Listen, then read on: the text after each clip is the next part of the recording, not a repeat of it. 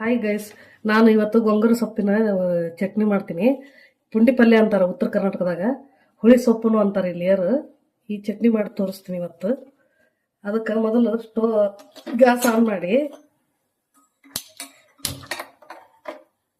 ಸ್ವಲ್ಪ ಎಣ್ಣೆ ಹಾಕೋಬೇಕು. ಎಣ್ಣೆ ಜಾಸ್ತಿ ಬೇಕು ಇದಕ್ಕೆ.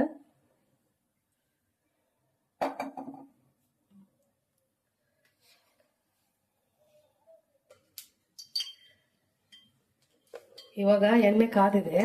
ಅದಕ್ಕೆ ಒಂದು ಈರುಳ್ಳಿ ತಗೊಂಡಿ, ನಾನು ಒಂದು ಕಟ್ಟು ಸೊಪ್ಪಿಟ್ಟು ಒಂದು ಈರುಳ್ಳಿ ಉದ್ದಕ್ಕೆ ಹೆಚ್ಕೊಂಡಿನಿ.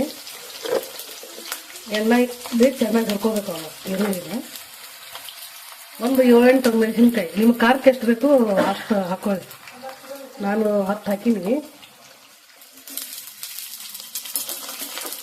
ಹಾಕಿ ಚೆನ್ನಾಗಿ ಕೆಂಪಾಗೋನ್ನ ಹುರಿಬೇಕು ಅವನು.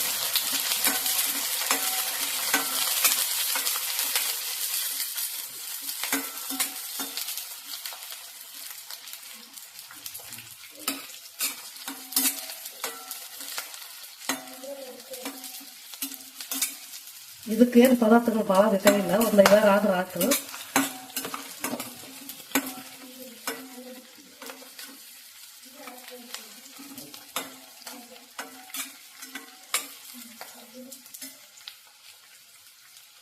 ಇದ್ರ ಜೊತೆಗೇನ ಒಂದಿಷ್ಟಾಗಷ್ಟು ಜೀರಿಗೆ ಹಾಕ್ಬೇಕು, 1-1.5 ಸ್ಪೂನ್ ಅಷ್ಟು.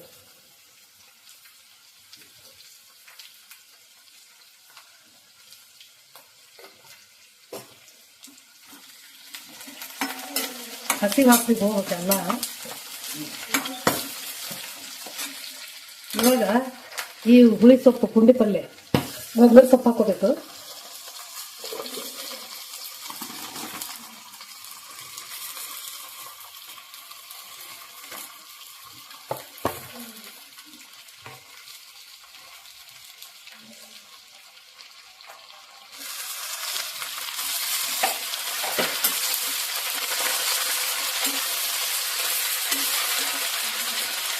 ಇದು ಒಂದು ಕಟ್ಟು ಸೊಪ್ಪು ಹಾಕಿದ್ರೆ ಸ್ವಲ್ಪ ಆಗುತ್ತೆ.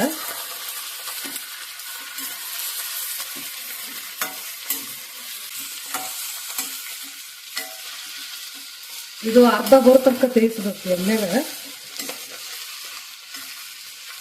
ಒಂದು ಕಟ್ಟಿದ್ದು ಒಂದು ಅರ್ಧ ಕಟ್ಟು ಕಾಲು ಕಟ್ಟಿದ್ದು ಬರುತ್ತೆ. ಅದು ನೋಡಿ ಕಡಾಯಿ ತುಂಬಿತ್ತು, ಇಷ್ಟೇ ಆಯ್ತು ಎಣ್ಣೆ ಇಟ್ಟರೆ.